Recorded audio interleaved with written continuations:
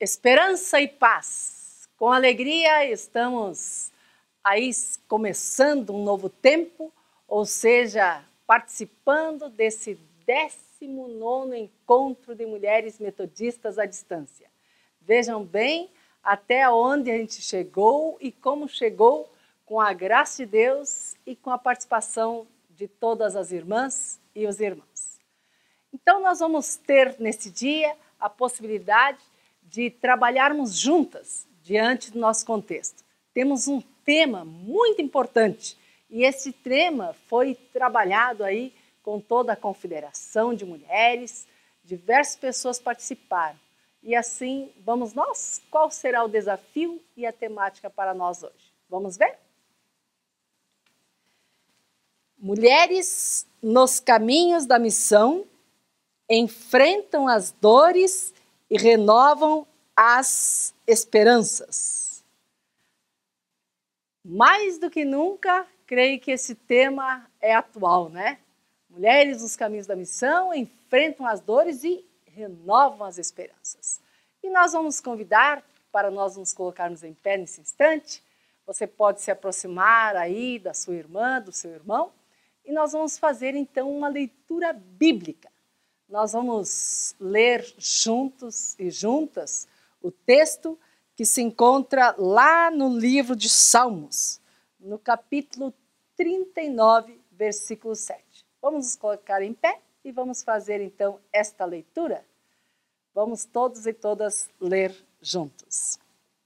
Nos assim: E eu, Senhor, que espero, Tu és a minha esperança. Podemos ler todos e todas a uma só voz? Vamos juntos e juntas? E eu, Senhor, que espero, Tu és a minha esperança. Amém. E nós nos perguntamos o que nós esperamos, o que realmente queremos, o que desejamos e realmente aonde renovar a nossa força, a nossa fé e a nossa esperança. Nós queremos então convidá-las a todos e todas, assim como estamos, ainda permanecendo em pé, para termos um momento de oração. Oremos, pois. Ó Deus da vida, damos-te graças pela certeza do teu cuidado, da tua presença e especialmente neste momento pedimos as tuas bênçãos sobre este encontro que ora vamos ter. Ajuda-nos a compreendermos cada vez mais as situações que enfrentamos no nosso cotidiano. E, acima de tudo, ajuda-nos a buscarmos sinais de esperança, mesmo quando as situações assim não nos são favoráveis, Senhor. Ajuda-nos assim podermos contar uns com os outros, umas com as outras, com a força da amizade, a força especialmente, Senhor, que vem de Ti, que renova a nossa fé, que renova a nossa esperança, nosso ânimo e permite continuarmos firmes e fortes em Teus caminhos, hoje e sempre nos caminhos da missão e com gratidão é que oramos, em nome de Jesus. Amém. Tenhamos aí um ótimo encontro com a graça de Deus.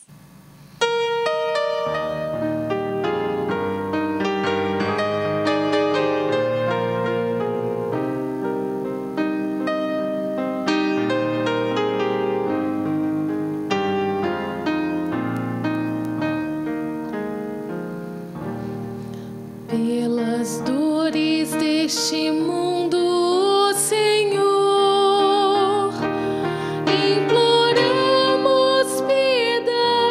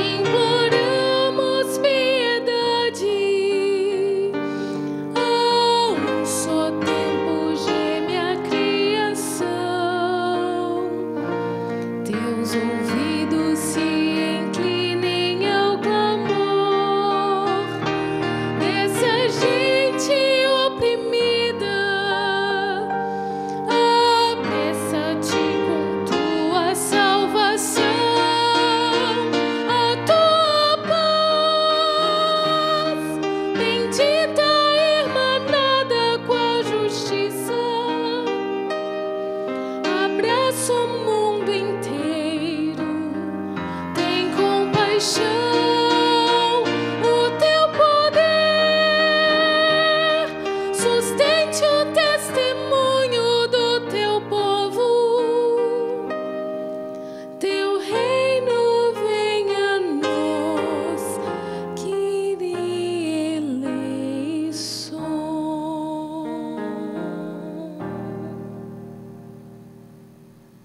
Olá, seja bem-vinda ao EAD. Encontro à distância. Nossa temática será Mulheres nos caminhos da missão enfrentam as dores e renovam a esperança. O tempo hoje que nós estamos vivendo hoje nos desafia. Existem muitas dores. Dores físicas, dores da alma, dores que acompanham o nosso cotidiano, pessoas queridas, familiares, dores que estão pelo nosso país, situações que nós já vivemos nesse pequeno espaço de tempo do início desse ano. Porém, as dores fazem parte do nosso cotidiano, da nossa existência. Mas nós temos um diferencial, nós temos a esperança. E a esperança, ela nos movimenta, porque o nosso Deus não nos deu um espírito de timidez, um espírito de covardia, mas Ele nos deu um espírito de fortaleza, um espírito de estarmos renovadas a cada dia na Sua presença.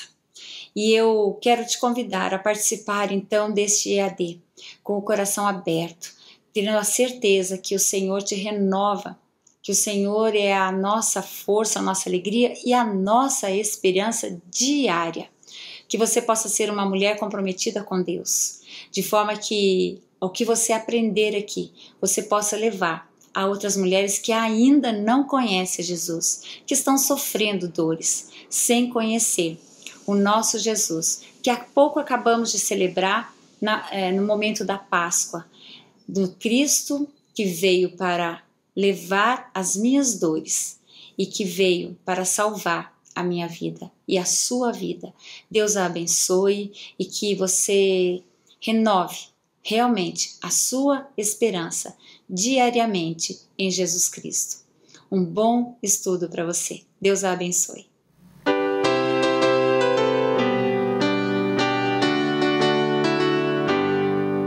Mulheres, homens, crianças, trazendo flores e mel.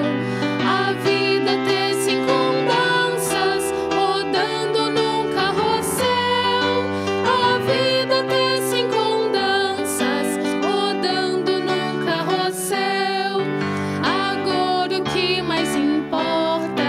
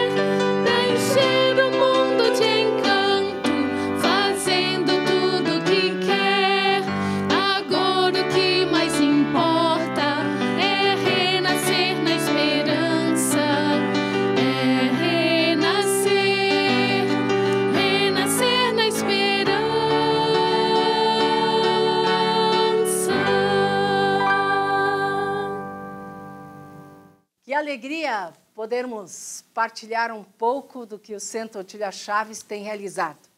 Assim como temos especialmente este desafio deste encontro, que nos traz à memória muitas situações e especialmente em meio à dor, há esperança. E queremos partilhar estes momentos, especialmente os momentos de capacitação que tem sido realizado com as mulheres, a partir especialmente dessas parcerias com o Centro Otília Chaves e também com a Grã-Bretanha e outros lugares, com a graça de Deus. Vamos lá? Nós queremos, especialmente em 2019, trazer à memória que estivemos, assim como a reverenda pastora Blanche de Paula, esteve em Quito, Equador, do dia 25 até o dia 27 de janeiro, especialmente na Igreja Evangélica Metodista Unida do Equador. Olha só estas mulheres reunidas para um curso de capacitação. Vejam bem, né? E especialmente no meio do mundo. Lá neste encontro tivemos a possibilidade de trabalhar diversos temas relacionados à questão das mulheres na Bíblia, na história, na igreja, especialmente dentro da história aí do metodismo. Esteve presente a pastora Blanches, que trouxe um pouco dessas questões no que diz respeito ao enfrentamento das dores aí. Então, nós contamos com 66 mulheres. É bom dizer que este foi considerado o maior encontro realizado de capacitação para mulheres no Equador, porque o Equador é uma igreja nova, né? Ainda não tem 20 anos de existência, né? E também o nome da igreja, né? Igreja Evangélica Metodista Unida do Equador. Então, seja também sobre esse lugar, sobre essas mulheres, a nossa oração. Partilhando um pouco mais dessas atividades, temos o Encontro Mundial de Mulheres, de 8 a 14 de abril, na Faculdade de Teologia. Vejam só, aí é uma foto das lideranças das mulheres em nível mundial, né? Então, este encontro é realizado com a parceria, especialmente, a acolhida está sendo feita pela Confederação de Mulheres Metodistas da América Latina, também, especialmente aqui, a acolhida pela Confederação de Mulheres do Brasil, a Faculdade de Teologia, o Centro Otília Chaves, e assim todos e todas, acolhendo mulheres do mundo inteiro que se capacitam para o exercício da missão. Que bom podermos ver, e especialmente assim, ó, em nível mundial, seja também a nossa oração por estas mulheres, por essas situações que são enfrentadas diferentemente pelo mundo afora. E, é claro, o nosso encontro EAD, que é a nossa também oração e a disposição para ação e partilha. Seguindo, lembramos que nós temos um encontro que não é à distância, mas é um encontro presencial. E para esse nós vamos falando aí com as nossas presidentes e elas vão nos orientando como participar deste encontro que se realiza anualmente no mês de junho. Vamos ver? Aí, especialmente este encontro que se realiza no mês de junho, aqui na Faculdade de Teologia, em média vem mais de 100 mulheres para esse encontro. Vejam aí quanta alegria no que diz respeito à participação e ouvirmos umas das outras, de norte a sul, de leste a oeste, as suas inquietações e nos capacitarmos cada vez mais para o exercício da missão. E a gente gostaria também de convidar a cada uma das irmãs e dos irmãos a orar por uma igreja que também solicitou a nossa capacitação como irmãos, como irmãs. Vocês sabiam que a igreja da Colômbia disse assim, olha, nós queremos também ter um momento de capacitação. E olha só o tema que escolheram.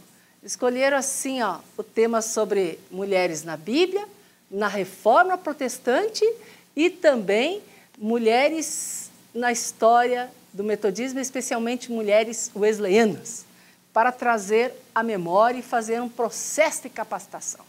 E aí, então, na Colômbia, lá estaremos professora Sueli Xavier e esta que vos fala. E contamos assim com a sua oração por este momento e por todas essas situações. Nós também vamos nos preparando agora para um momento muito especial. Olha só que legal, hein? O 20º Encontro de Mulheres Metodistas à Distância. Olha o bolo aí, hein? Dia 31 de agosto de 2019. Vejam bem, já vamos para a 20ª edição do EAD. Se até que chegamos, é porque muitas pessoas se uniram para isso. Temos aí as mulheres da Grã-Bretanha, que não somente oraram, mas também contribuem para que isso aconteça, né?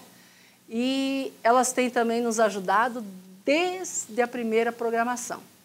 Também contamos aí com toda a estrutura da Universidade Metodista, com a participação da Faculdade de Teologia, do Centro Otília Chaves, da Confederação de Mulheres do Brasil, e todos e todas unidos, nós podemos chegar até aqui e celebrar a 20ª edição do Encontro Nacional de Mulheres Metodistas. Sejamos nós, especialmente as pessoas que possam contar umas com as outras, e especialmente orarmos umas pelas outras, mas também estarmos presentes nas situações difíceis do viver, né? Lembramos aí também especialmente as mulheres de Moçambique, as mulheres de tantos lugares tão distantes, mas que elas lembram de cada uma de nós, quizá nós também possamos lembrar delas neste compromisso que temos, na luta pela vida e pela dignidade, né? Então, que nós possamos, como irmãs e irmãos, celebrar estes 20, né? Número 20, aí olha que bonito, né? 20ª edição. Mas se chegamos até aqui, foi pela sua participação. E nós agradecemos por isso. E convidamos, e também temos o desafio, como nos diz, não a violência e sim a vida. Não a violência e sim a vida. E que assim possamos continuar nesses desafios da missão, dizendo sempre não, violência não. E podemos dizer sim, que realmente a vida seja presente em todas as situações. E como disse Jesus, que tenhamos vida e vida digna, hoje e sempre. Que Deus assim nos guie. Obrigada.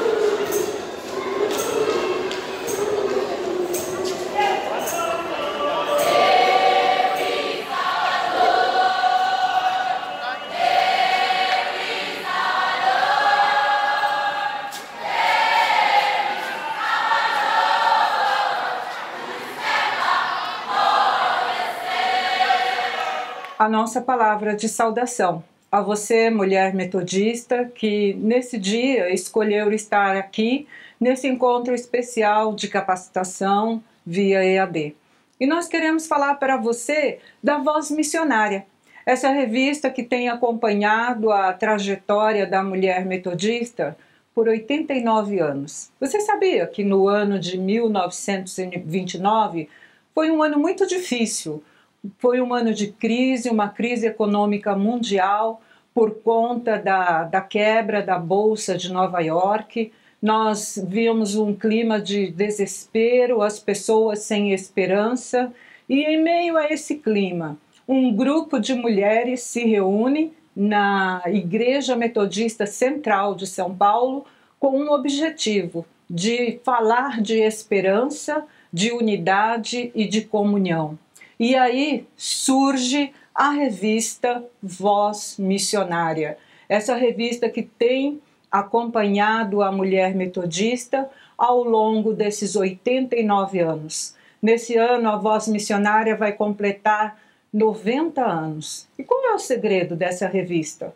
O segredo dessa revista é exatamente esse. Ela fala de esperança, ela fala de paz, ela fala de comunhão, ela fala de unidade em meio ao mundo que perdeu a esperança. Nós estamos com o tema desse encontro de Mulheres nos Caminhos da Missão, enfrentam as dores e renovam as esperanças.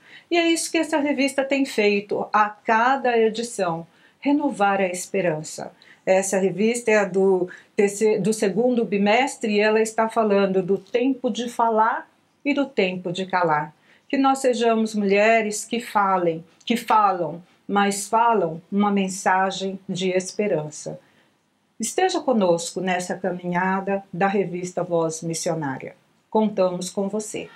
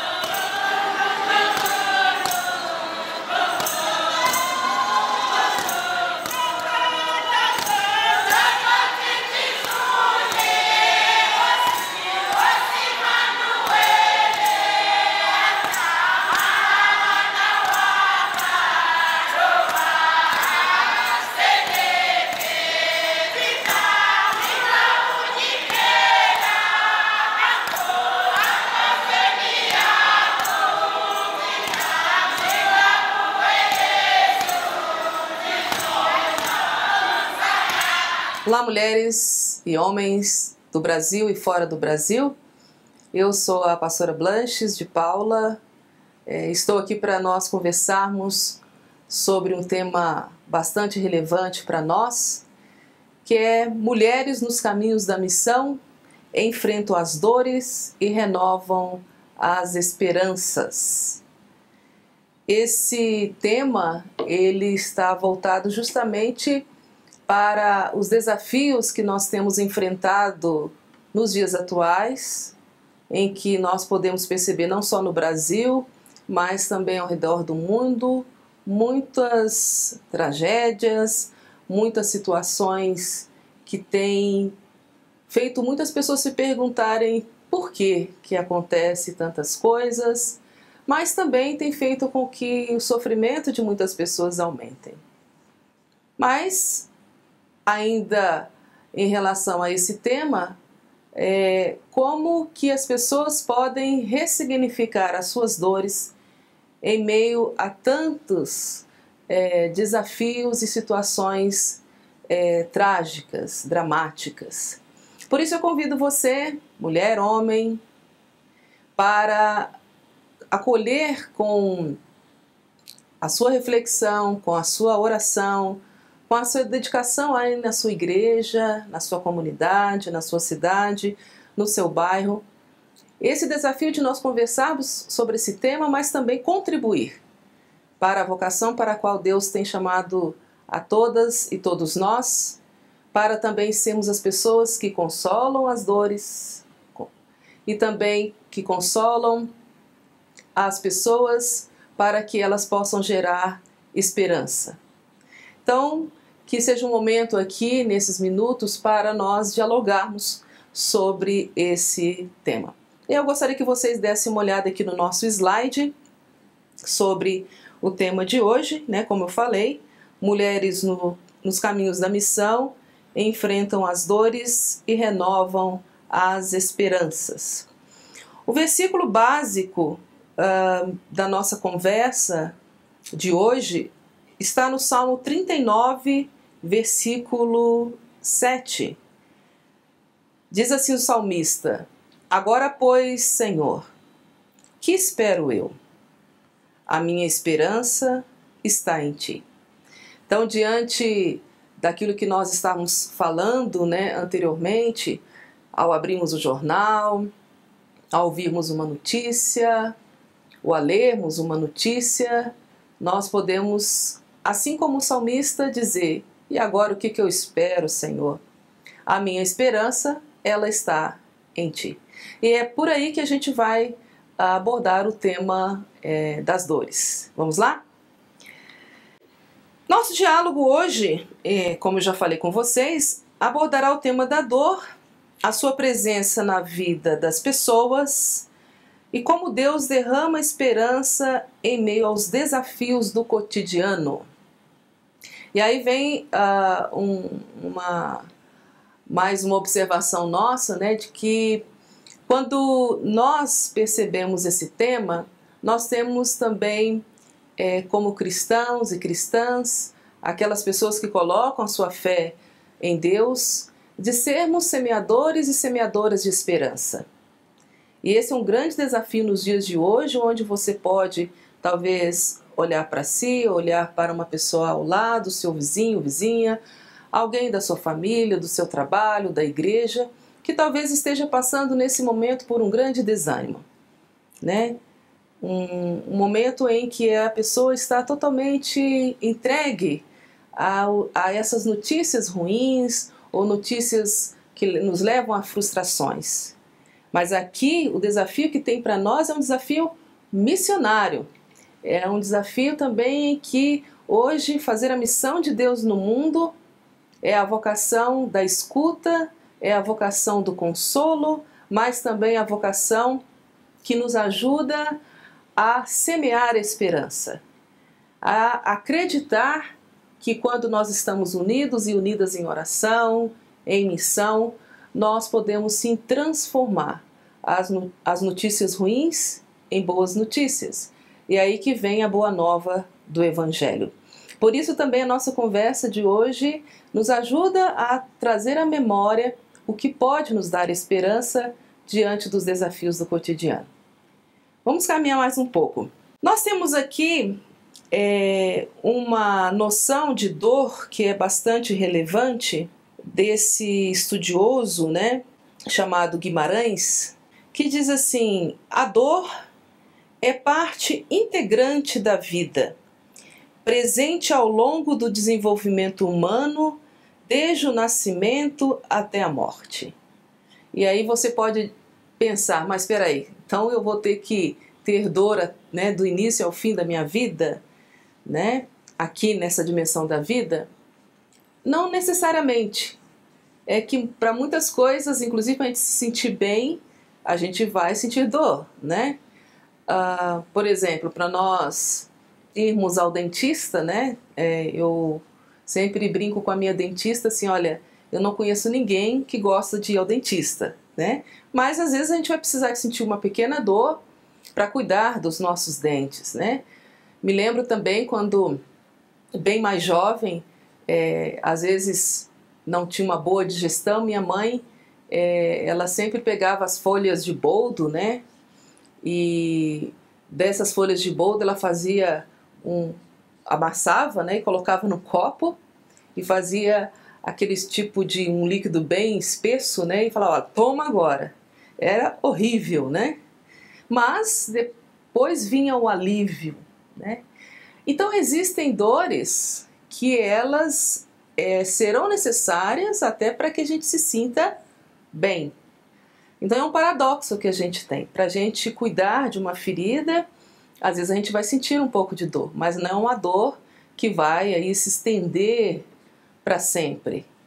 E por isso que esse autor ele destaca isso, olha, esse tema vai nos acompanhar. O grande desafio é como nós enfrentamos as dores do dia a dia, as dores que geralmente a gente precisa enfrentar, como esses exemplos que eu dei, e outras que vão aparecer. Então, o que a gente precisa focar aqui é no como. Como eu enfrentarei as dores do dia a dia, ok?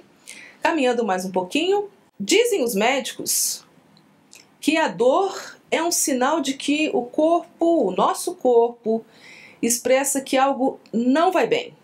Assim, a dor é benéfica, pois sem ela não teríamos estímulo ao cuidado próprio e das pessoas.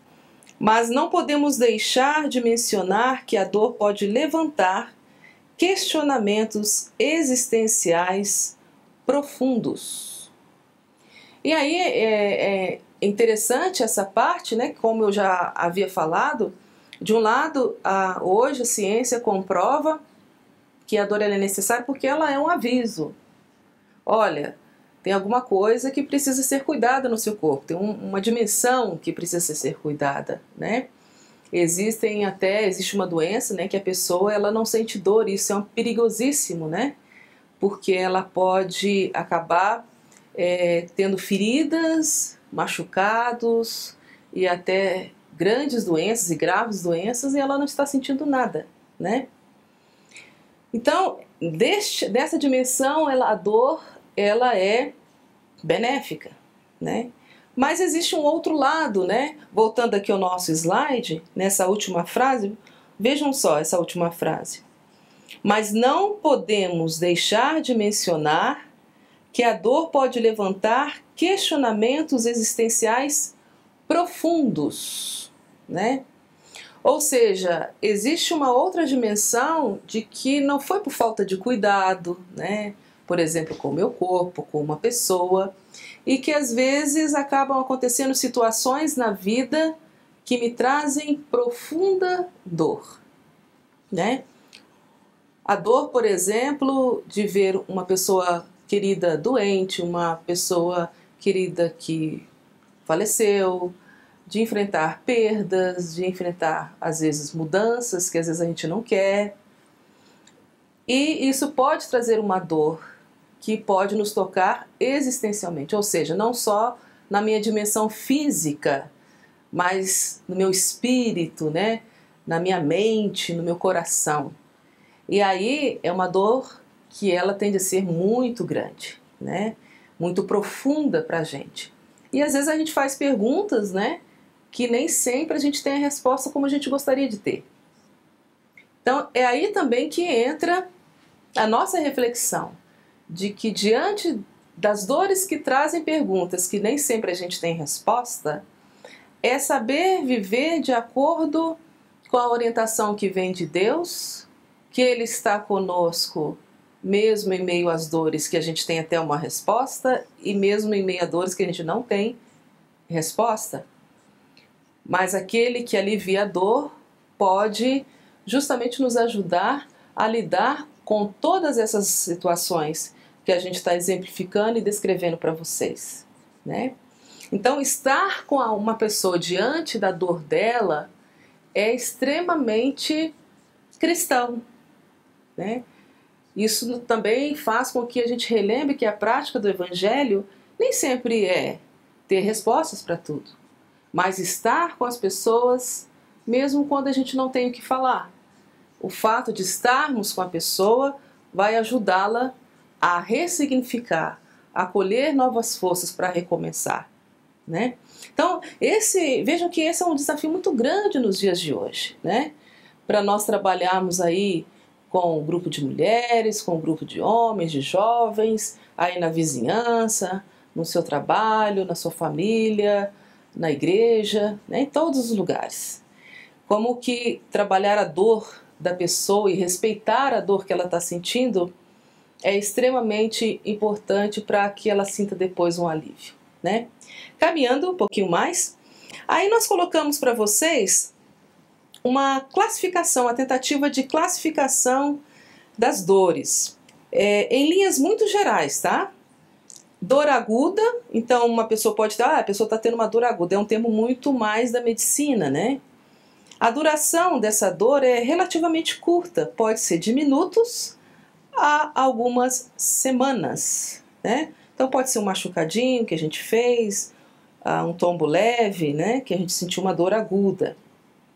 Uma dor crônica é uma duração mais de meses, né? É uma dor que ela vai, então são para doenças, né, que tem uma necessidade, um tratamento mais prolongado, então ela tem uma duração muito maior. E uma dor recorrente que ela conjuga como curta duração, mas que pode acontecer no recorrer de toda a vida. Por exemplo, quem sente dores de cabeça, as pessoas falam tem cefaleia, né? Então tem aquela dor de cabeça que ela vem de uma forma aguda, né?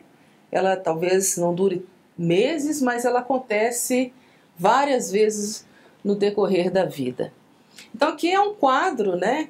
Que aí essa autora, chamada com o sobrenome Carvalho, ela coloca para nós assim, em linhas bem gerais, essa classificação das dores, né? Então a gente também tem que perguntar um pouco para as pessoas, quando a gente vai trabalhar essas dores, quanto tempo ela sente essa dor, ou aquela situação que na verdade envolve a dor da pessoa, quando aconteceu, em que momento, o que foi feito, né?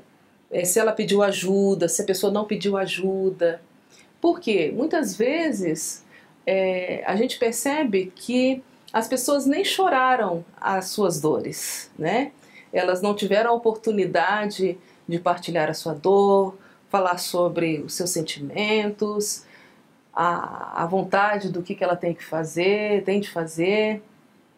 E isso, quando a pessoa vai guardando essas dores, ela pode ir criando outras doenças, né? Então, vejam que espaço missionário que nós temos. Quando, por exemplo, uma comunidade, num grupo de mulheres, numa reunião, nós podemos talvez convidar as pessoas a falarem das suas dores, né? Mas saber que também ali, quando as pessoas falam das suas dores, elas têm a oportunidade de se sentir aliviadas, porque tem um Deus que tomou as nossas dores, né? Em Jesus. E que ali não tem ninguém que vai julgar essa pessoa, ao contrário, ali nós temos a tarefa de consolar, a tarefa de dizer, olha, mesmo diante dessas dores, você pode recomeçar, né? A graça de Deus pode ser muito maior, e ela é maior do que as suas dores, né? Então vejam que também aí a gente pode encontrar um espaço bastante interessante para o exercício da nossa vocação. Vamos continuar caminhando? Aqui eu coloquei um exemplo, né? Eu sempre dou esse exemplo para alguns assuntos que a gente trabalha, por exemplo, o luto, mas que também a gente pode trabalhar em relação a dores, né? Nós sentimos dores na área da saúde, nos laços afetivos, por exemplo, em questão de perdas materiais, nas fases de desenvolvimento humano, né? Quando uma criança se torna adolescente, adulto, idoso. Na nossa identidade pessoal, quem a gente é, né? Essa questão, às vezes, as crises de identidade, a gente pode sentir dor no nascimento, nos sonhos e desejos, às vezes, frustrados, nas questões culturais, quando a gente muda de lugar, né? De cidade, nos bens humanos, ou seja, amizades que a gente tem, né? E espirituais, né? Às vezes a gente ora a Deus, espera uma resposta, e às vezes pode vir outro direcionamento, às vezes também é um pouco dolorido esperar tudo isso. A morte de uma pessoa, como eu já exemplifiquei. Então aqui, na verdade, é mais um panorama geral sobre em que espaço, e existem muitos outros, que a gente pode sentir dores, né? E aí eu gostaria que você, nesse momento, abrisse a sua Bíblia em Lucas capítulo 13, versículo 10 a 13, e pudesse ler, né, esse texto. A gente vai ler ele aqui agora, que nós vamos dar um exemplo de como que Jesus ajudou uma mulher em meio às suas dores, né? Então vamos ler. Lucas capítulo 13, versículos 10 a 13. Jesus estava ensinando numa das sinagogas no sábado. Estava ali uma mulher que tinha um espírito de enfermidade havia já 18 anos e andava encurvada e não podia de modo algum endireitar-se. Vendo-a, Jesus chamou-a e disse-lhe: Mulher, estás livre da tua enfermidade. Impôs-lhe as mãos e imediatamente ela se endireitou e glorificava a Deus. Eu tenho quase certeza que você já ouviu esse texto, ou leu esse texto, já viu pregações sobre esse texto. E é aqui um exemplo, né, do que a gente também, ao nos inspirar em Cristo, a gente pode fazer diante das nossas dores e diante das dores das pessoas que estão ao nosso redor, né? Então, vamos ver algumas observações desse texto, né? Primeiro que Jesus enfatizou que por 18 anos aquela mulher sofria de uma enfermidade que a aprisionava. Então vejam que dimensão interessante. Jesus, ele se preocupa em saber quanto tempo, aquilo que eu falei antes, quanto tempo que você sente essa dor. Isso é importante até para a gente saber em que condições que a pessoa está, né? Então ela sofria então de uma dor crônica, né? Vamos voltar ao slide. Os religiosos da época, eles também reforçavam esse aprisionamento, deixando claro a sua exclusão da graça de Deus. Então, é aquela segunda dimensão, né, que eu falei também rapidamente com vocês já. Ela pediu ajuda? Alguém a ajudou? Quem pôde contribuir para que ela pudesse sentir aliviada das suas dores? Aqui no texto, ao contrário de alívio, a gente percebia que os religiosos daquela época, como está escrito no texto, eles não queriam, achavam aquilo absurdo. Jesus, inclusive, curar no sábado, né? Se aproximar de uma mulher nessa condição. Voltando ao slide, na última frase, diante disso a mulher não conseguia olhar para ninguém, porque ela andava encurvada, né? Talvez seria interessante um exercício aí que vocês podem fazer, aonde vocês estão, aí na igreja, no seu grupo de mulheres, né? Homens e mulheres, levantar, né? Levantar de onde vocês estão e fazer essa posição aqui, né? Ficar pelo menos um pouquinho encurvado. Vocês podem até aí marcar, por exemplo, no relógio 1 minutinho, né? E ver como é que vocês se sentem. Certamente, gente, até por ser 1 minuto, a gente vai se sentir bastante incomodada. Mas não faça se você não tem condições. Às vezes você já está com dor na coluna ou não pode fazer isso. É apenas um exercício para a gente ver como que isso é incômodo, né? 1 minuto que a gente fica encurvado, olhando só para o chão, né? É horrível, né? Imagina 18 anos, como o texto colocou. Era uma vida muito dolorida, né? É uma vida em que, além de não poder se endireitar, né, ficar mais ereta, essa mulher, ela não conseguia ver a vida, ela só via o chão, né? É uma dor também na espiritualidade dela, porque ela é rejeitada pelas pessoas que deveriam acolhê-las, que eram os religiosos da época. Ela tinha dor física, tinha dor social, porque ela não conseguia quase que socializar com ninguém, né? E ela também vivia numa dor possivelmente psíquica, né, emocional, porque a visão de mundo dela era muito pequena, né? Então percebam que prato aqui, né, que variedade de dores que a gente poderia elencar na história desta mulher, né? Voltando ao nosso slide, a visão então daqueles religiosos a respeito do reino de Deus estava encurvada também, né? Eles não se permitiam ser tocados pela mensagem do Evangelho, né? Então, se a gente for ler, né, voltando aqui no texto bíblico, o versículo 14, olha na sua Bíblia, né? Então o chefe da sinagoga, indignado porque Jesus curava no sábado, tomando a palavra, disse à multidão: 6 dias há em que se deve trabalhar, vinde pois neles para seres curados e não no sábado. Vejam só que era uma visão muito encurvada, né? Muito pequena, de que Deus só faz determinadas ações em determinados dias. Ele faz quando ele quiser fazer, né? Quando a graça dele for acolhida por todos e todas nós. Por isso que a visão deles também era muito pequena, estava encurvada, né? Nesse sentido mais metafórico. Ou seja, não é só a mulher que estava sofrendo de uma enfermidade, mas os religiosos também da época estavam sofrendo, né? Um segundo aspecto. Mas aquela mulher anônima, encurvada, excluída, aceitou a mensagem do Evangelho e voltou a olhar, mas agora para um horizonte diferente. Olha que bonito, né? Que o texto fala que Jesus impõe as mãos sobre ela e ela se endireita, né? Ou seja, isso traz para ela, né, uma dimensão de glorificar a Deus. Glorificar a Deus aqui nesse texto também é de reconhecer que Jesus fazia isso em nome de Deus, porque só Deus que vai conseguir endireitar uma pessoa que se sentia encurvada, né?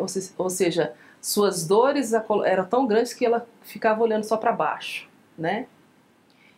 E a gente sabe que a gente pode encontrar muitas situações assim. Não necessariamente que a pessoa tenha um problema na coluna, né? Mas que essa pessoa não consegue olhar a vida de frente, né? Com a cabeça erguida, porque dói tanto, são tantas dores acumuladas no decorrer da vida, que ela não tem, às vezes, forças para fazer isto, né? Às vezes o que as pessoas precisam é de apoio, forças para enfrentar a vida. E sair da condição, então, de encurvada para uma pessoa erguida, né? E essa dimensão é bastante interessante, né? Porque é aí que a gente também trabalha as dores das pessoas com a esperança, assim como está aqui no texto bíblico. Vamos voltar ao nosso slide? Ela foi acolhida como ser humano, teve a sua dignidade resgatada. Com o olhar erguido, sua vida não estava mais encurvada. Olha só que interessante, né? O texto fala, né, que antes de Jesus impor as mãos, ele fala: mulher, eis que a tua enfermidade vai embora, né? Você está livre da sua enfermidade. Então era uma carga também. A dor traz uma carga sobre a pessoa, né? Traz um peso. E o Evangelho de Cristo vem aliviar as pessoas, não vem colocar mais peso sobre as pessoas. É um alívio com responsabilidade. É um alívio em que a pessoa também ela é corresponsável por estar diante da vida e quando tiver necessidade pedir ajuda a alguém para enfrentar alguns desafios que são muito desafiadores, né? Por isso que a nossa tarefa diante da dor de uma pessoa também é regar de esperança. Acreditar que é possível mudar de posição, uma posição encurvada para uma posição endireitada. Isso não quer dizer que eu vou me sentir superior a ninguém, que eu vou ser melhor que ninguém, ao contrário, né? Eu vou ter a humildade de quando eu precisar de alguém, eu vou pedir ajuda, como eu falei anteriormente. E especialmente e primeiramente a Deus, né? Vamos continuar. Em meio às dores, a vida da mulher foi resgatada. A dor foi transformada em alívio e testemunho de esperança em meio a olhares descrentes, preconceituosos e julgadores, né? Se a gente for lembrar bem daquele texto que Jesus coloca, né? Vinde a mim todos que estão cansados e sobrecarregados e eu vos aliviarei. Aqui está, né? Um exemplo de alívio de dor, de saber que você pode ser uma pessoa amada por Deus, com dignidade, porque Deus foi justo, né, com essa mulher.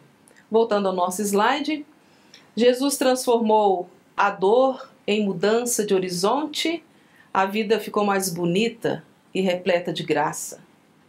E que essa seja a nossa inspiração em dias doloridos, né?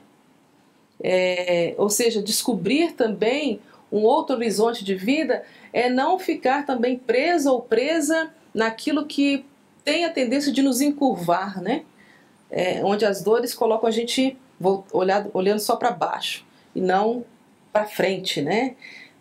Para o caminho que a gente tem na vida, que é aquele caminho que Deus coloca para nós. Então a vida ela precisa também ter esse envolvimento da graça, do amor, né? Da alegria de viver. E por isso que essa conversa nossa aqui ela é importante, porque traz para nós também uma abertura que o reino de Deus coloca de partilha das nossas dores, mas de ressignificação da vida em meio às dores. Então, voltando aqui, né, que essa seja a nossa inspiração em dias doloridos e que a vida fique mais bonita e repleta de graça. Que esse seja, então, que essa seja uma inspiração para você que está me assistindo e que vai assistir certamente outras falas nesse encontro aqui de mulheres, que se você tem essa dor ou se você conhece alguém que tem essa dor, escute, né, essa pessoa, regue de esperança, ajude essa pessoa a se levantar, né, e a se colocar de novo na vida. Aqui estão algumas bibliografias, né, que a gente usou para esse texto, que pode ajudar vocês. E aqui vai ficar o meu muito obrigada, né, orando e estando com vocês em meio às dores da vida, mas sabendo que o alívio que é oferecido por Jesus pode começar com você, em você, ou no grupo das mulheres aí, que estão reunidos, né, esses grupos por todo o Brasil e fora dele, e pode ser essa uma semente de esperança em meio, às vezes, uma sociedade tão dolorida, né, mas que essas dores podem ser aliviadas quando a gente se une e caminhamos juntas e juntos em meio à esperança. Que Deus nos abençoe. Amém.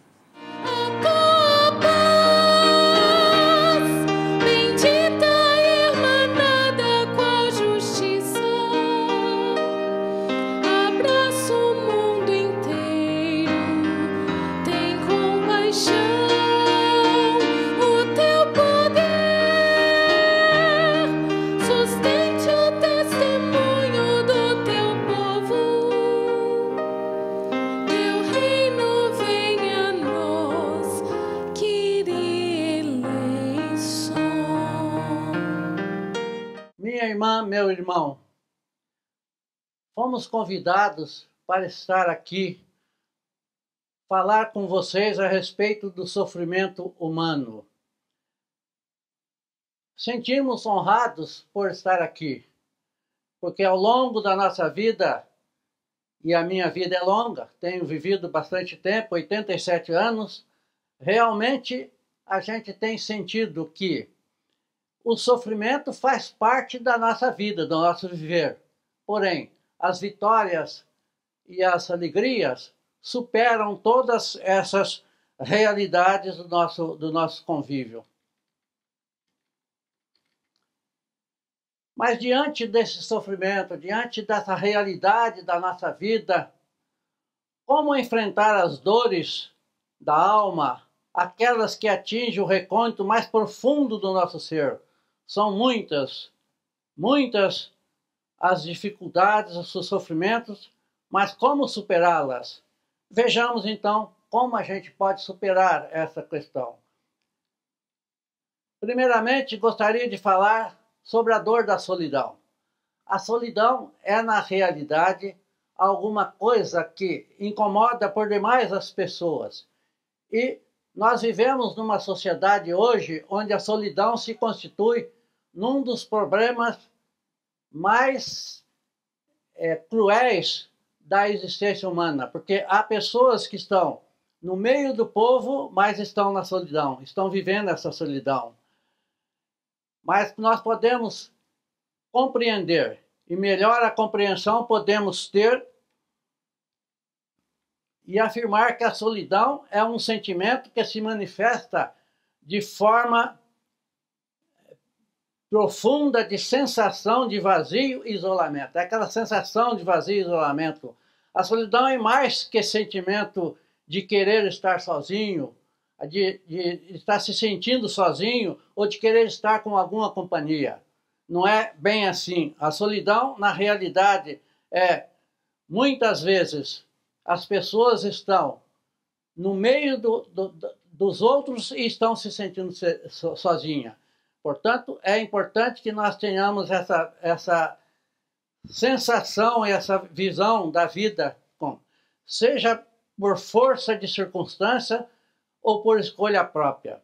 Estar sozinho pode ser uma experiência positiva, até prazerosa, e trazer alívio emocional, desde que esteja sob controle do indivíduo.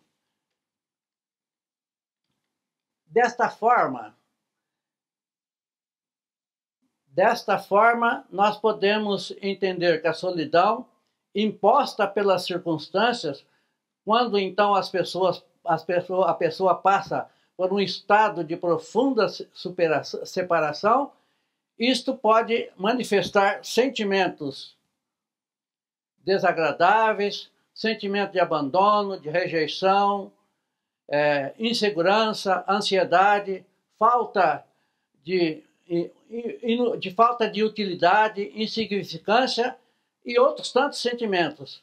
E tais sentimentos, prolongados por muito tempo, podem se tornar debilitantes e bloquear a capacidade de ter um estilo de vida adequado e relacionamentos saudáveis.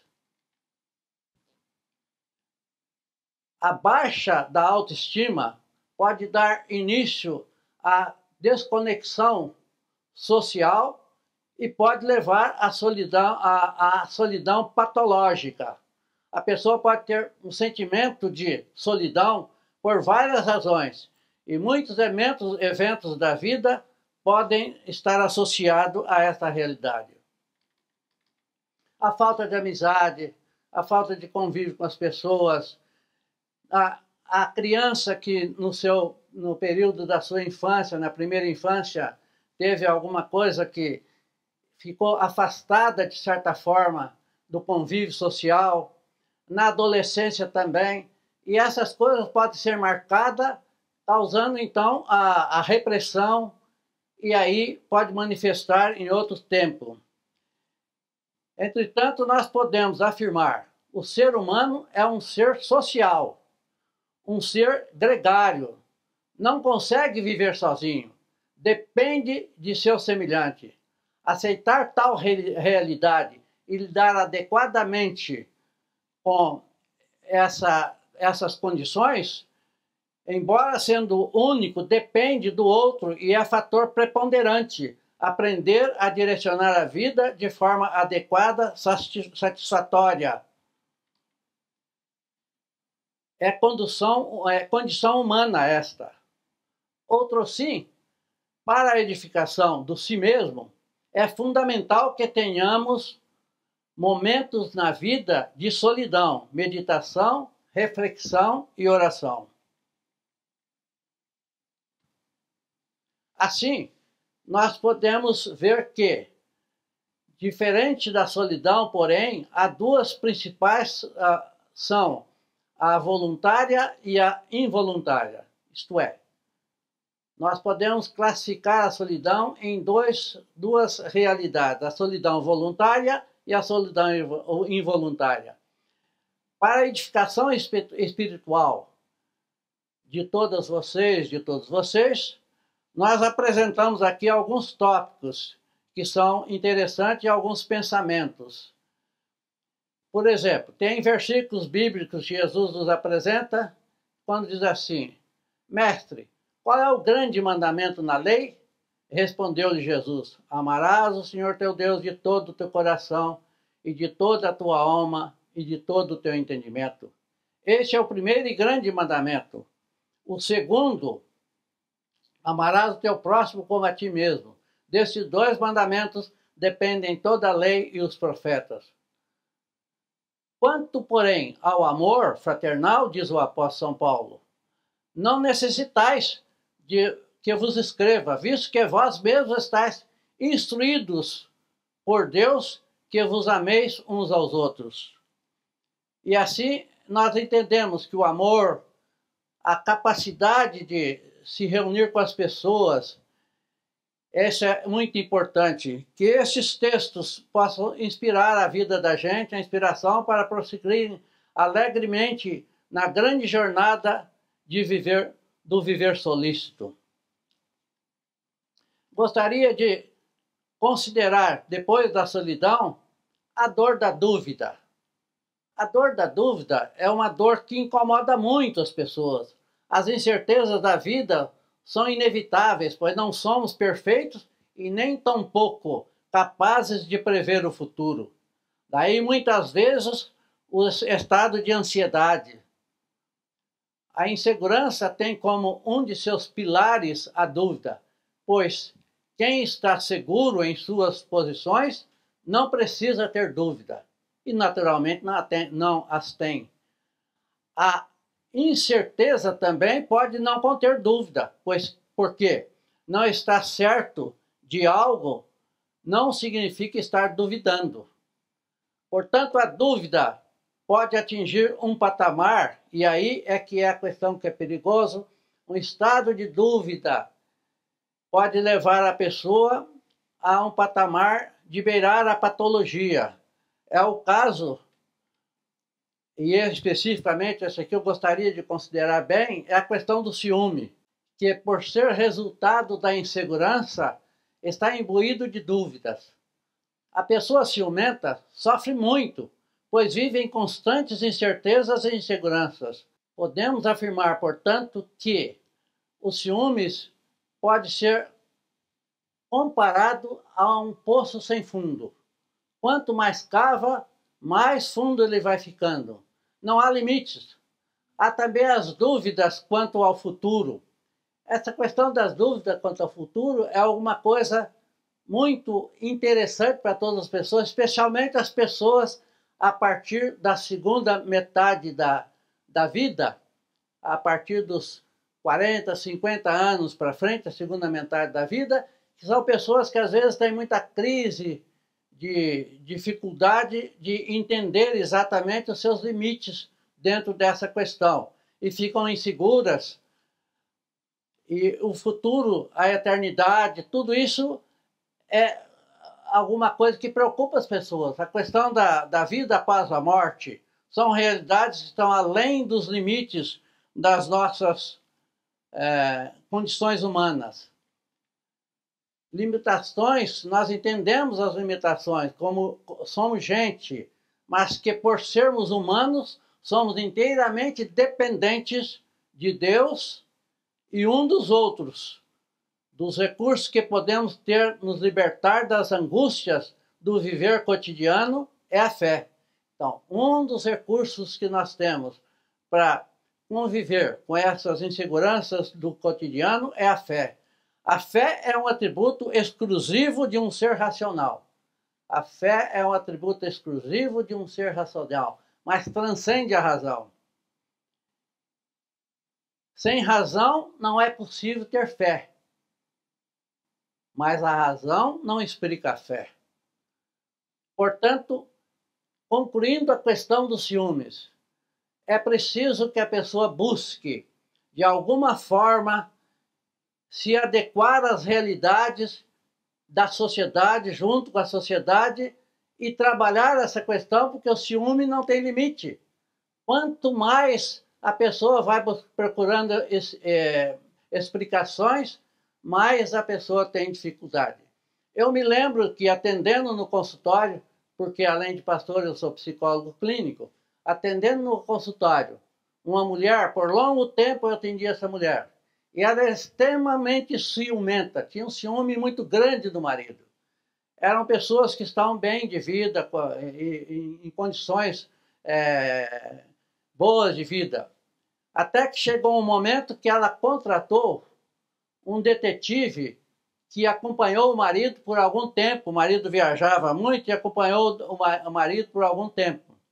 E depois de 3 meses, o detetive voltou para ela, aquela mulher extremamente ciumenta, e apresentou o resultado e disse: olha, minha filha, eu não encontrei nada do seu marido.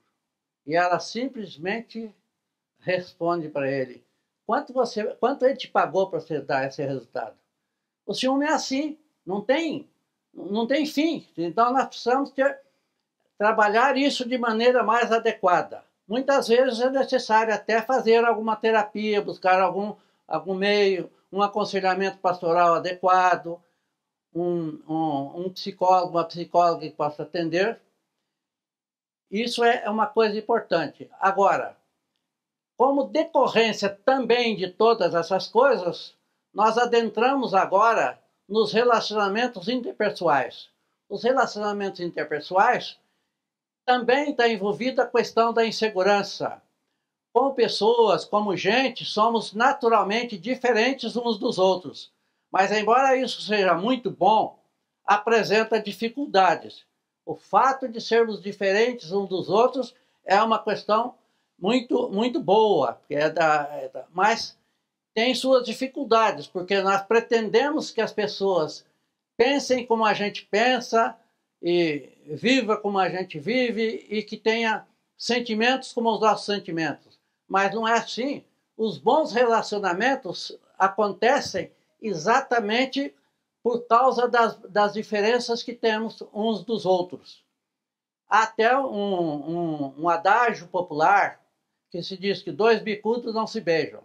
2 bicudos não se beijam porque os iguais têm mais dificuldade, os mais parecidos têm mais dificuldade em relacionar-se do que aqueles que são diferentes.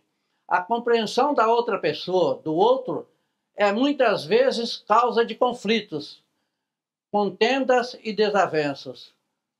E aí nós vemos que é importante que as pessoas saibam lidar com essa diferença. Eu costumo afirmar: o diferente é que faz a diferença. O bom relacionamento com os diferentes não deveria dificultar relacionamentos interpessoais. Pelo contrário, a diferença enriquece, porque aquele que pensa diferente de mim ajuda e compartilha comigo, complementa a realidade da minha vida. Deus nos criou e continua criando pessoas diferentes umas das outras. Assim nós podemos entender, por exemplo, com relação às pessoas do mundo inteiro. Hoje, a gente imagina que estamos mais ou menos com cerca de 7 bilhões e alguns 7 milhões e alguns bilhões de habitantes no mundo. Se nós imaginarmos que não tem nenhum igual ao outro, todos são diferentes uns dos outros, e tanto os que nos antecederam quanto os que nos virão não são iguais a nós, e é esse mistério da diferença. Podemos refletir sobre a beleza da criação divina quando nós tivermos a essa realidade. Isso é uma coisa muito importante para nós ser. Portanto, podemos afirmar que, outra vez, o diferente é que faz a diferença. Aprendemos que o meu irmão, a minha irmã, o meu amigo é diferente de mim e por isso nós podemos nos complementar e enriquecer o relacionamento dentro desse contexto. No entendimento de todos esses aspectos, devemos considerar a compreensão e a aceitação do outro e da outra, que é atributo indispensável para uma harmoniosa relação das pessoas.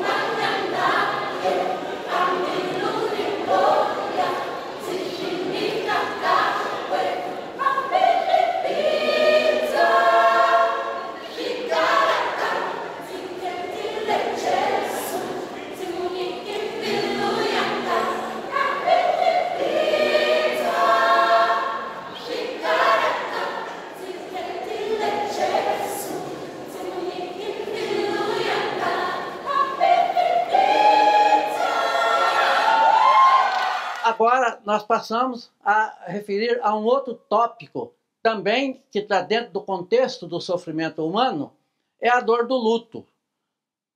A dor do luto.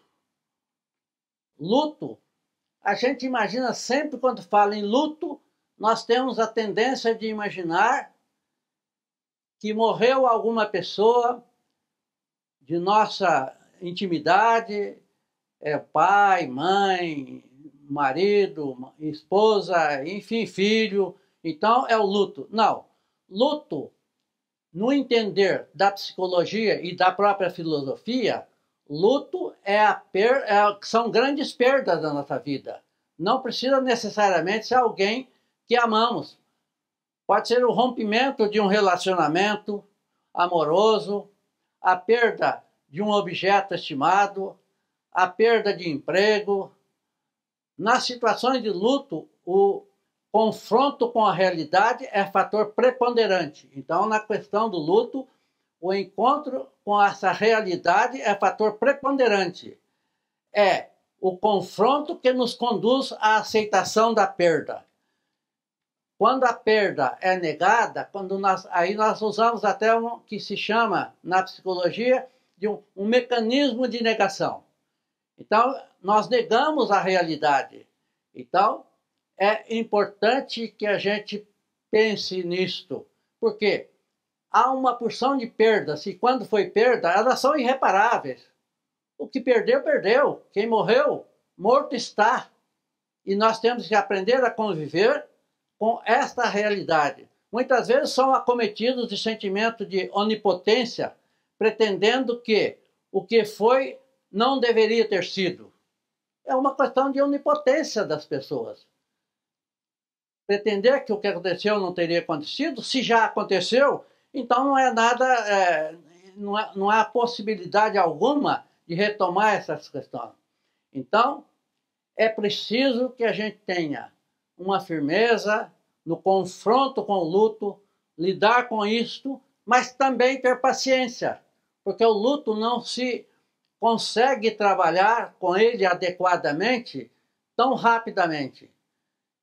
As estatísticas nos dizem que o luto dura, em média, 2 anos. Para algumas pessoas pode ser um pouco mais, para algumas pessoas pode ser um pouco menos. Mas aí as pessoas muitas vezes ficam naquela história, sentimento de raiva. Por que foi acontecer exatamente comigo? E tantas outras indagações que nós fazemos. Entretanto, devemos estar atentos à onipotência, como eu já disse, que nos impede de humildemente acertar as reais limitações humanas, que é o próximo tópico que nós vamos falar sobre ele. Mas é importante nós entendermos sobre essa questão das reais limitações humanas. Em quinto lugar, eu quero colocar para vocês aqui a dor das nossas limitações. A dor das nossas limitações. As limitações são difíceis da pessoa aceitar, porque nós temos um conteúdo lá no fundo do inconsciente da onipotência. É uma espécie de querer ser um pouco Deus, para ser capaz de suportar as coisas, ou entender as coisas, ou reprovar o que já aconteceu. Sejam as limitações físicas, psicológicas, sociais, temos sempre muitas limitações. E a vida, especialmente no contexto religioso, nos convida a refletirmos sobre isto. Mas sim, a pessoa precisa refletir que está em construção. Cada dia aprendemos mais e descobrimos que devemos continuar na busca da sabedoria. Cada dia é um dia a mais. Então, nós vamos descobrindo no contexto da nossa vida essas coisas, essas limitações, tanto físicas como fisiológicas, como psicológicas. Por exemplo, o que me faz, isso é um testemunho pessoal que eu posso dar para vocês, o que me faz ter uma vida que eu considero uma qualidade de vida muito boa para a minha idade, é que eu aceito as minhas limitações, que como idoso, como velho, eu não posso correr, não posso fazer uma opção de coisa. Então, mas para isso depende que nós tenhamos uma dose de humildade que nos leve a pensar na nossa utilidade. Ainda somos, embora nós pensamos na nossa utilidade, nós devemos pensar que somos úteis dentro das nossas limitações. E a perfeição não existe. Nós estamos em busca da perfeição. Mas na caminhada em busca da perfeição, nós encontramos o aperfeiçoamento. Nós encontramos o aperfeiçoamento. E quanto mais nós vamos tomando consciência disso, mais nós sabemos que não temos total conhecimento. Tem um autor, por nome Sensini, um autor italiano, ele é teólogo, psicólogo, filósofo, e ele diz que coloca uma ideia assim, que o ser humano é como se fosse um edifício. Tem o andar térreo, onde a visão do indivíduo é muito limitada. É praticamente só na lateralidade e distâncias mais curtas. Sobe para o segundo andar, ele tem uma visão mais ampla da vida e já tem um conhecimento mais amplo das circunstâncias, de tudo isso. E no último andar, que é lá em cima, o terceiro andar, nesse terceiro andar, ele tem uma visão mais ampla. E aí ele descobre a sua incompletude. Descobre que ele é uma pessoa incompleta. Nós nunca chegamos a ser completo. Então, eu diria, dentro desse contexto, pelo caminho do louvável aperfeiçoamento é que nós devemos trilhar. Agora, eu chamo a atenção de todos e todas para o sexto tópico, a dor de quem tem projetos e não consegue realizá-los. Tem gente que fica muito sofrendo por causa disso. São as grandes frustrações. Eu tinha um projeto de vida, mas nunca consegui. Nós somos limitados, como dissemos já antes. Essa é uma dor que acompanha a vida de quase todas as pessoas. Quase todas as pessoas vivem um pouco disso. São os nossos grandes sonhos não realizados, mas buscados. Porém, as circunstâncias da vida nos impediram da sua realização. Mas essa dor pode ser amenizada na busca de outras paragens que nos possibilitam a caminhar altivo à procura de outros alvos. São os nossos grandes sonhos. Portanto, ao invés de lamentarmos, devemos ter em mente que sonhar é próprio de todas as pessoas. Sonhar é viver. Nós vivemos de sonhos. Os sonhos nos ajudam a construir a vida. Se realizável ou não, o tempo vai nos dizer. E, prosseguindo dentro dessa questão do sofrimento, nós vemos agora o sétimo tópico, a dor das frustrações, nossos erros e desacertos. Como tem gente que sofre tanto por essa dor das frustrações? E aqui cabe uma reflexão bastante importante. Se existe alguém que não teve nenhuma frustração, com certeza essa pessoa não viveu. Se existe alguém que não teve e que afirma que não teve nenhuma frustração, essa pessoa certamente não viveu. Podemos afirmar, passou pela vida, mas não viveu. E passar pela vida não é o ideal, não é isto que Deus espera de nós, que a sua graça espera de nós. Nós fomos construídos pela graça divina para realizarmos nesse mundo onde estamos. E isso faremos até o final da nossa lida. Isso é uma coisa muito importante. Portanto, o importante é não nos alimentarmos de sentimentos de culpa, já que somos imperfeitos e incompletos. O que a gente fez de errado já foi. Não tem jeito de fazer a reparação disso adequadamente, ou ainda que faça a reparação. Por exemplo, se tem uma dívida que pode pagar com dinheiro essa dívida, mas o prejuízo que foi causado emocionalmente às pessoas e a gente mesmo não tem reparação. Mas é importante termos em mente que somos imperfeitos e incompletos. E aí, entramos agora no oitavo tópico, a dor do saudosismo. Saudosistas são aquelas pessoas que só vivem pensando e só vivem o passado. No meu tempo, no meu tempo. Eu tenho, às vezes, algumas pessoas, como idoso que sou, as pessoas perguntam para mim assim, escuta, no seu tempo, como é que era? Era melhor ou era pior? Eu corrijo. Primeiramente, o meu tempo é hoje, porque é hoje que eu estou vivendo. O passado já passou. Agora, se você me pergunta, do meu tempo de infância, no meu tempo de juventude, se era melhor ou pior do que hoje, eu respondo por convicção que tenho dessa realidade. Não foi melhor nem pior, é simplesmente diferente. As dificuldades hoje são dificuldades diferentes, mas as dificuldades, enquanto dificuldades, sempre existiram. Então, é importante que a gente tenha consciência dessa questão para ter uma caminhada mais adequada, mais firme, mais detida na realidade da vida. É importante que sejamos realistas. As dificuldades de olharem para frente, de caminhar em busca do desconhecido, inevitável que é o amanhã. Nós sempre caminhamos em direção ao desconhecido. O desconhecido é um minuto daqui. O presente é um presente.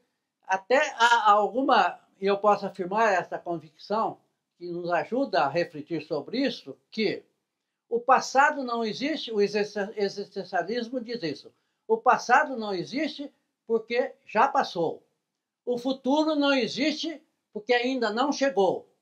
E o presente também praticamente não existe, porque o presente é um dinâmico constante de estar passando, cada minuto, cada segundo. Então, isso é importante nós entendermos na vida, que nós estamos sempre caminhando para o futuro e caminhando para o desconhecido.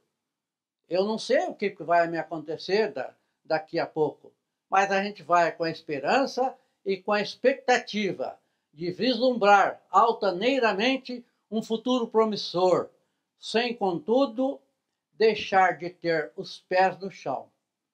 Caminhar num futuro promissor é uma coisa muito importante, sem, contudo, ter o pé no chão. O meu grande admirador, aquela pessoa que eu admiro muito, que é Jung, eu trabalho na abordagem junguiana, ele dizia que em certos momentos da sua vida, quando ele estava fazendo uma introspecção profunda do seu ser, ele, de vez em quando, ele se beliscava para ter consciência que estava sentindo as coisas, que estava inteiro no mundo. Isso é muito importante que nós façamos, que estejamos inteiros no mundo. Portanto, deixar de ter os pés no chão é uma coisa ruim. Precisamos ter firme a nossa vida no presente. É no aqui e agora que eu estou. E, ao fim, vivenciar alegremente o presente pelas experiências do passado, com perspectiva para o futuro. Daí, seu caminhar alegre e feliz, porque ungido com o óleo da esperança, impulsionado pela fé, pela força da fé. Isto é uma coisa muito importante para a vida da gente. Passemos agora para um item final, esse tópico final, que vou trazer algumas coisas para você também.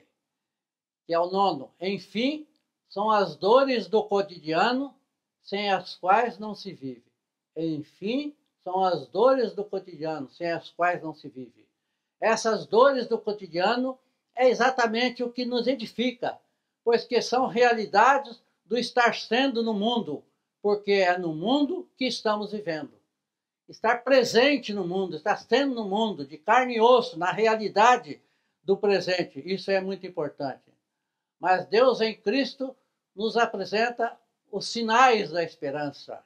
E aí nós entramos numa outra reflexão que faz parte dessa vitória da esperança, a esperança que nos leva a isso.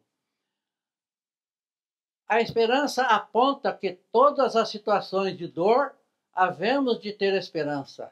Todas as situações de dor nós havemos de ter esperança.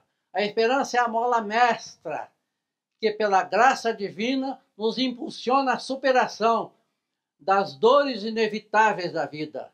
Pela esperança podemos vislumbrar os horizontes resplandecentes de um Deus que nos escuta e responde com divinal amor. Entretanto, o sofrimento não é para ser buscado. O sofrimento não é para ser buscado, mas entendido e enfrentado.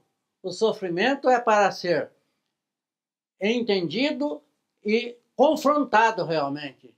Também não deve ser negado. Negar o sofrimento é uma outra questão muito traiçoeira na nossa vida.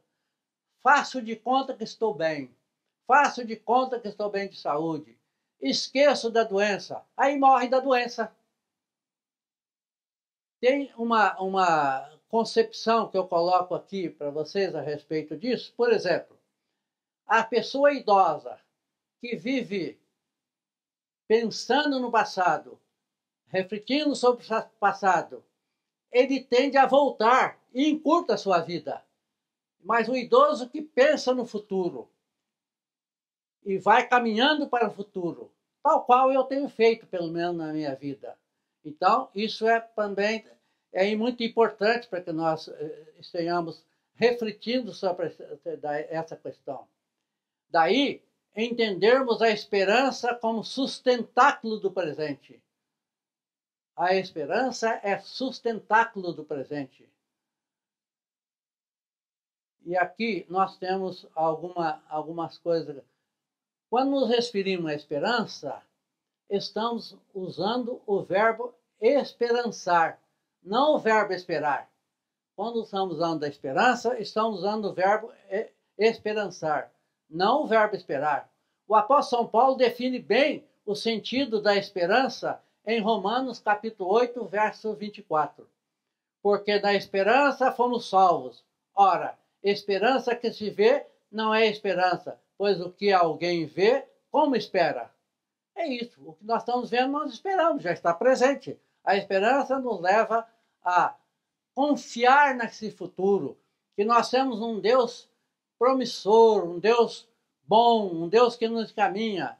A esperança pela fé é alento básico e proporcionador de conforto e consolo. A esperança pela fé é exatamente aquilo que nos conforta, que nos consola. A esperança genuína gera paciência, e paciência não é conformismo.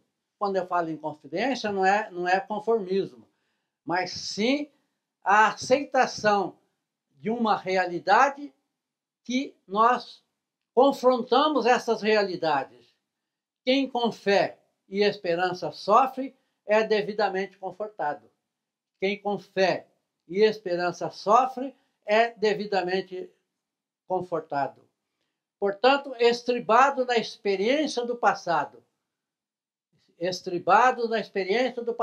vivemos amplamente e de forma confortável o presente, com perspectivas definidas para o futuro, porque crê e crendo espera, porque sabe que a plenitude do reino está sempre próxima. Isso é alguma coisa que é muito importante. Um grande pensador, Humberto Roden, do século passado, século XX, um grande pensador, eu deixo aqui um pensamento dele. Culpados ou inocentes, é indispensável que, dos males da nossa existência, façamos um par de asas que nos elevem acima do mundo material e profano. Humberto Roden, grande pensador cristão do século XX. Algumas reflexões ainda sobre essa questão. O sofrimento que surge em decorrência natural do estar sendo, porque nós estamos sendo. Isso é uma das coisas, o existencialismo nos leva a essa reflexão. O passado, como eu já disse, o passado não existe, o futuro não existe, porque o passado já passou, o futuro ainda não chegou. E o presente não existe, porque o presente é algo que está sendo. Eu estou nesse momento vivendo, nós estamos nesse momento vivendo, mas não sabemos nada daqui a pouco. Assim é também o pensador de Roden. Assim é que, em todo o âmbito da natureza viva, a dor não é um fim, mas tão somente um meio para atingir um fim superior. É quando nós podemos curtir a nossa dor e com essa dor nós crescermos. Não deve ser relacionado, isso é uma coisa muito importante que eu coloco aqui para todos, para todas vocês, para estarem pensando sobre isso. Não deve ser relacionado o sofrimento ao mal, ao pecado individual. Embora saibamos que o sofrimento pode ser decorrente de um mal maior, que é o pecado original da humanidade. Portanto, isso já é uma condição humana, é o nosso estado de ser. Então, não vamos passar a culpar algumas coisas como se fosse decorrência de um erro que eu cometi. Como se nós tivéssemos uma natureza cruel que cobra de nós, ou um Deus cruel que nos castiga pelo mal praticado. Portanto, falhas e desobediências em forma de atos e omissões como parte da nossa natureza, pois somos imperfeitos. É bom ter em mente que o sofrimento também faz parte da vida. O sofrimento também faz parte da vida, pois a vida é constituída de alegrias, felicidades, vitórias, derrotas e também, naturalmente, de sofrimento. Então, a vida é constituída de alegrias, vitórias, grandes momentos felizes e momentos também sofridos, que nós não devemos tê-los como momentos infelizes, mas momentos de aprendizagem através do sofrimento. Devemos, portanto, aprender e ensinar que uma boa qualidade de vida implica em sermos movidos pela fé e entender que o sofrimento faz parte integrante do nosso viver, que contribui efetivamente para o crescimento da vida como um todo, mas especialmente para a vida espiritual.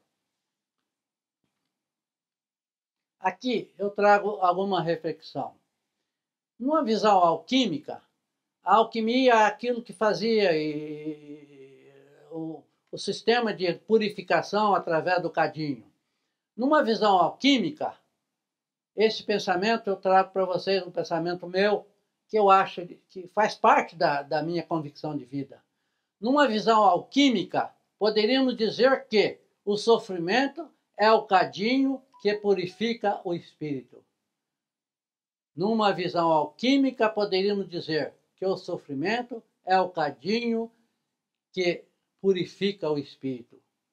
Embora saibamos que para a superação da dor, a vontade seja fator preponderante, a vontade é especialmente importante para vencer a dor. É um estimulador, mas a fé é um forte elemento estimulador das potencialidades que ativam os aspectos volitivos do crente, gerando a disposição para superar conflitos e amenizar a dor. Mulheres nos caminhos da missão enfrentam as dores e renovam a esperança. Queridas irmãs, diante de nós, o Evangelho de Nosso Senhor Jesus Cristo representa um inexorável desafio para a nossa caminhada. Naturalmente, devem ser enfrentadas as dificuldades e compenetradas nos objetivos e na consciência de que o chamado é para caminhar com aquela esperança que transcende as nossas fragilidades, pois sobre nós pairam as chamas do Pentecostes, aquela vontade de ver o mundo sempre melhor e sob a força do Divino Espírito, devemos buscar veementemente a inspiração provinda da graça de nosso eterno Pai. Entretanto, a disposição para tudo isso, a disposição para a realização de tudo isso, deve partir de dentro de nós. É de dentro de cada pessoa é que parte. Eu me lembro de um versinho que, a partir dos Provérbios de Salomão, quando eu recitei quando era criança esse versinho nas festinhas da igreja. Então dizia assim: jovem, toma cuidado sobre tudo que se deve guardar em toda a humana vida, guarda o teu coração, porque é de dentro de ti que o bem faz partida, e é de dentro de ti que os males se vão. Entretanto, a disposição que deve partir de cada pessoa, embora individual, no seu contexto, deve ser uma ação coletiva. Isso é importante que nós sejamos como animais gregários, que nós não vivemos sozinhos, nós precisamos também usar dessa realidade do nosso convívio. É necessário que tenhamos um sentimento coletivo. É importante entender que somos seres gregários, que não conseguimos viver só. Precisamos sempre de alguém do nosso lado. Assim, a vida em comunidade é salugênica, é algo que produz saúde, que edifica a saúde, é algo que nos alimenta psicológica e socialmente, mas também tem suas dificuldades. A vida em comunidade tem suas dificuldades, as pessoas são diferentes e nós temos que aprender a lidar com os diferentes.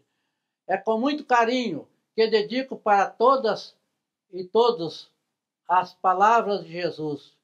Tenho-vos dito isto, para que em mim tenhais paz. No mundo tereis aflições, mas tende bom ânimo, eu venci o mundo. De qualquer forma, nós apresentamos aqui, de forma um tanto superficial, a realidade do sofrimento, mas nos colocamos à disposição, quem sabe, num futuro, num momento, para estar respondendo perguntas. Me facilita mais. Eu estou acostumado muito a trabalhar com o consultório, onde eu ouço e depois respondo. Isso me ajuda muito. Também aconselhamento pastoral, eu sempre pautei por esse caminho. Que Deus nos abençoe, nos guarde e que tudo dê muito certo para a nossa vida. E que os sofrimentos sejam superados, ainda que seja duro e difícil, mas ele não é para ser negado, é para ser realmente superado. Que Deus nos abençoe. Amém.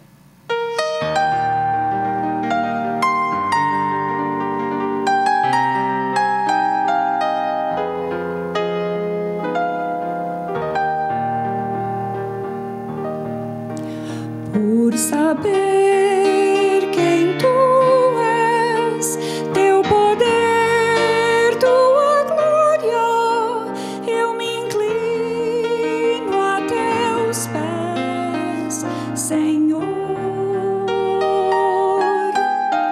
Por saberes quem sou, meu sofrer, minha história, prova o meu coração, Senhor. Ainda nem se fez manhã, eis-me aqui a te buscar. Sem ti a vida é vã, sem razão passará. Madrugada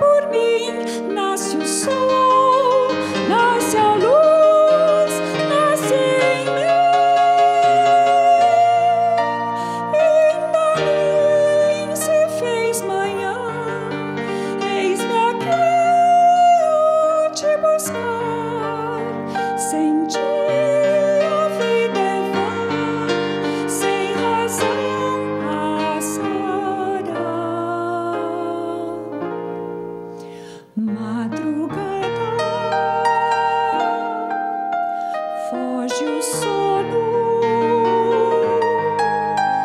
E é tão bom saber que estás aqui, Senhor. E é tão bom saber que estás aqui, Senhor.